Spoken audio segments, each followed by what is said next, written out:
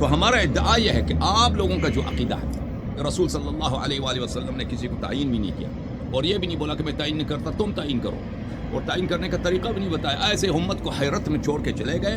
تو یہ صرف اللہ کا فعل نہیں ہے، رسول کا فعل نہیں ہے صلی اللہ علیہ وسلم، یہ اللہ کا بھی فعل ہے، کیونکہ رسول اللہ کے بس حکم کے بغیر کچھ کرتے نہیں ہیں. تو آپ کا جو عقیدہ امامت و خلافت، سن لو بھائی میرا دعویٰ سن لو، پلیز پلیز سن لو، میری بات نہ کاٹو. جو عقیدہ اب میرا دعویٰ امامت، نہ کرو، اپنا دعویٰ ہاں بھائی سن لو پلیز، میں اپنا دعویٰ پیش کروں یا نہ کروں؟ خاموش. کرے نا. تو پلیز تو پھر چپ کرو. تو ہمارا جو اب آپ لوگوں کا جو عقیدہ امامت و خلافت ہے، یہ اللہ کی الوہیت کا انکار ہے. یعنی اللہ نے امت سے غداری کی ہے، جھوٹ بھی بولا کہ دین کامل ہے. دین کامل ہے ہی نہیں، کہاں خاک کا کامل ہے؟